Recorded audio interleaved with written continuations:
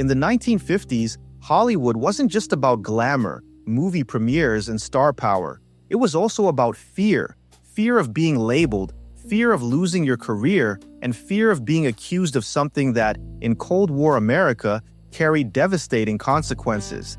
This was the era of the communist witch hunts, when actors, writers, and directors in Los Angeles found themselves caught in a political storm that had little to do with art and everything to do with power. The roots of this story go back to the late 1940s, when tensions between the United States and the Soviet Union began to harden into the Cold War. Americans were on edge, and politicians tapped into that anxiety by warning of communist infiltration everywhere, from schools and unions to the halls of government. Hollywood, with its enormous influence on culture, became a prime target. To some lawmakers, the idea that movies could carry hidden communist messages wasn't just paranoia, it was a genuine threat to the American way of life. In 1947, the House Un-American Activities Committee, or HUAC, came to Hollywood. Their job was to investigate alleged communist ties in the film industry. Dozens of screenwriters, producers, and actors were subpoenaed to testify. Some cooperated, naming names of colleagues they claimed had communist sympathies. Others refused.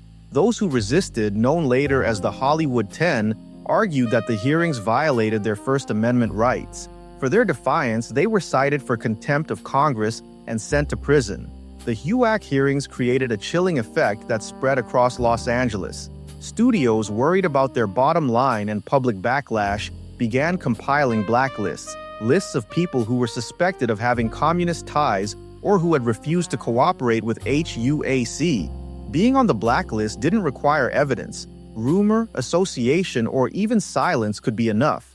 For actors, writers, and directors, it meant the end of their careers. Some found work under pseudonyms, others left the country, and many never worked in Hollywood again. The blacklist years reshaped Hollywood. Studios quietly distanced themselves from controversial figures, even those with no proven ties to communism.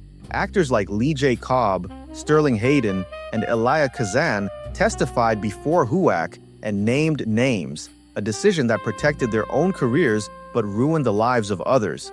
Others, like Dalton Trumbo, refused to cooperate and were driven out of the mainstream industry, even though Trumbo continued writing scripts that went on to win Academy Awards under other people's names. For actors, the stakes were especially high. Hollywood in the 1950s thrived on image.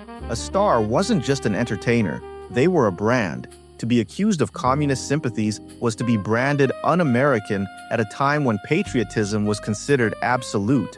Careers ended overnight. Some stars, like Edward G. Robinson, found themselves gray-listed, not officially banned, but quietly frozen out of leading roles. Others, like Larry Parks, saw their promising futures collapse after being forced to admit past associations. What made the witch hunts so damaging was how public they were.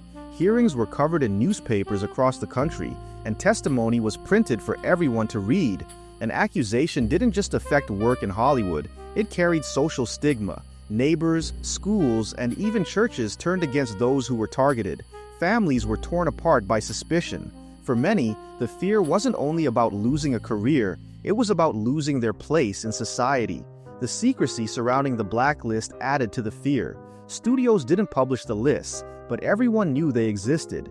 Agents stopped returning calls, producers dropped contracts, and doors closed silently but firmly. The blacklist wasn't just about punishing communists, it was about enforcing conformity. In Hollywood, creativity thrives on risk and expression. During the blacklist years, risk was punished and expression was policed.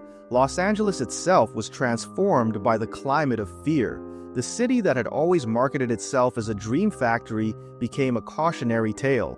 Behind the glamorous billboards and premieres, actors whispered about who was safe to work with, which parties to avoid, and how to survive in an industry that seemed willing to sacrifice its own people to keep Washington happy. By the late 1950s, cracks began to appear in the blacklist. Some blacklisted writers managed to sneak back into the system under assumed names. Others found support from brave directors and producers willing to take risks. In 1960, the system effectively collapsed when Dalton Trumbo was openly credited for his work on Exodus and Spartacus. The decision to put his name on screen ended more than a decade of silence, but for those who had been driven out of Hollywood, the damage was already done. Careers had been destroyed, lives derailed, and reputations ruined. The legacy of the 1950s communist witch hunts lingers in Los Angeles. It was a time when fear outweighed fairness, when the government and the industry both chose control over courage. The blacklist didn't just silence individuals, it narrowed the kinds of stories Hollywood told, limiting what audiences saw on screen. The city that prided itself on imagination and freedom of expression allowed paranoia to dictate who could and couldn't create. For many Angelenos, the witch hunts remain a reminder of how fragile freedom of expression can be. The actors who lost their careers weren't villains or threats. They were people caught in the currents of politics, punished for association or refusal to betray colleagues. The hearings showed how quickly suspicion can turn into persecution, and how damaging it is when art is forced to serve politics. Today, the blacklist era is studied as one of Hollywood's darkest chapters. Films and documentaries have revisited the hearings, and historians have pieced together the stories of those who were silenced.